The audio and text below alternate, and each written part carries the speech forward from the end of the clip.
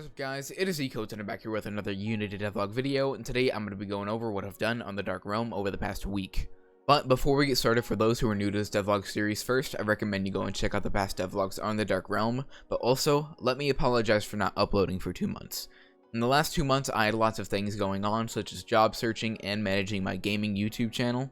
I hope that I can be back for good now, but I truly don't know, but I'll be sure to keep you guys updated.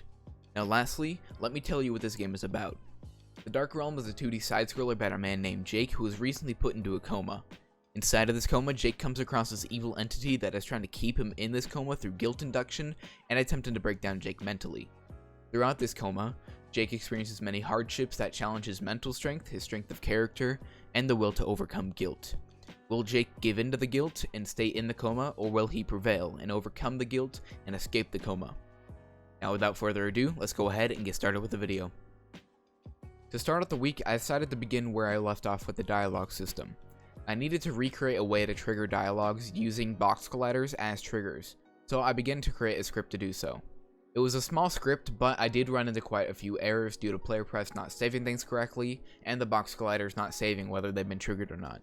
After completing the box collider trigger system, I needed to create a system where, if a certain piece of dialogue on a door only needs to play once, like the player and entity dialogues, then after the player finishes the dialogue for the first time, they wouldn't be able to trigger it again, so I began working on that as well. It took a bit to figure out how I was going to go about it, but after I had planned it out, I began coding. I needed to first create a couple of booleans.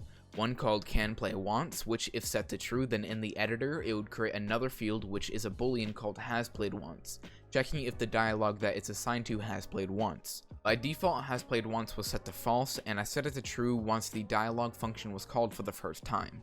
And if hasPlayedOnce was true, interacting with the door would do nothing.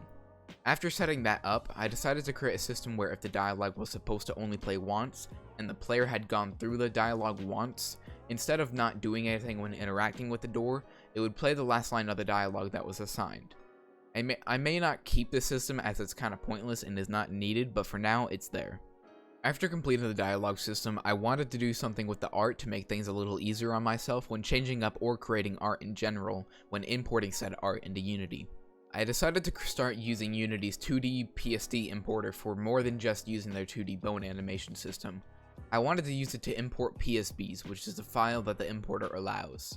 Importing the art as PSB files instead of exporting all the layers out of Photoshop as PNG files and then importing said layers into Unity would 1. Allow me to save lots of disk space on my computer as my project file started to get into double digits, but also when I wanted to make a change to the art, all I had to do was open the PSB file, make the change, save the file, go back into Unity, let it load, and then boom, the change to the art would be updated inside of Unity. This method of importing art saves me lots of time, disk space, and it overall just makes things a lot more organized. Next, I was going to move on to recording more voice lines for the player's first interaction with the entity, but after looking at the art, I wanted to recreate the colored forest scene. I've already redone some of the art in the past, but this is going to be a much smaller process as it won't be a revamp of all the art in the game, but just the forest, and in my opinion, it will pay off in the end. I really want to make sure I know what I want to do for the art of this game, and I think I'm finally figuring it out. With this new art that I'm creating, I think it does a much better job at creating visual depth, and it looks cleaner, prettier, and better overall in my opinion. It'll take a bit of time to create the art, but once it's done, that'll be that, and if I want to mess with it in the future, I can do so a lot easier now with the PSB file system in place. After seeing and playing a bit of Thomas Brush's Neversong, lots of people may say that my art style seems quite similar to the style used in Neversong. People have already said that at various times throughout these devlogs, which I completely understand. But please know that in no way am I trying to copy Thomas or steal his style in any way. My style may be influenced by Blackthorn Prod and Thomas Brush, as those are the two main people I watch and follow for Unity 2D content, but I am just going with my gut and I'm doing what feels right. If I create something and think it looks pretty and fits with a style I'm using in my game, then I'm gonna use it. I'm just doing what I feel is best for me in my game. Finally, I was looking over my game for a bit and thinking about what I should do to end off the week, and then I thought about a suggestion someone by the name of JPorty made in my Discord. Sorry if I butchered your name there. Jay said that I should think about changing up the font unless I was going for a 90s horror look, which to be honest, I don't know what I'm going for, but I decided to take the suggestion.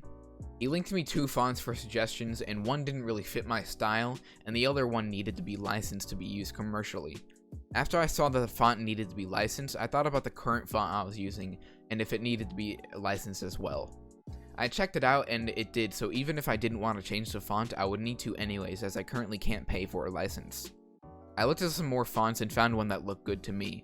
It's similar to the font I was using previously, but I like it and it's completely free. After deciding which font I was going to use, I changed my files for UI into PSBs as well, and then I changed up the font, uploaded the sprites for the UI, and I got everything looking nice again. Overall, this last week has once again been a pretty productive week. I didn't make massive progress, but every little bit counts. And actually, June 20th was the mark of the 1-year anniversary of the creation of my project, The Dark Realm. It honestly shouldn't have taken me this long to get where I am progress-wise with The Dark Realm, but everything happens for a reason, and if anything was different this past year, my game could be completely different than what it is today, so I'm happy with the progress I've made over the past year. Soon, once I'm done fleshing out mechanics for The Dark Realm, and once I'm done fleshing out the art style, I'll move on to the next levels of the game, and the game and its story will come together over time. I don't know how long it'll take me to finish this game, but one day it will be done, and I'll be able to say that I completed and released my first commercial game.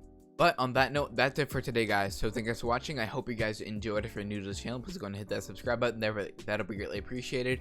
And I hope everyone's day has been going good. If it hasn't, then I hope this video helped. If it didn't, then I hope you guys can do something today that'll make it go good. And then you can reflect on today and say it was a good day.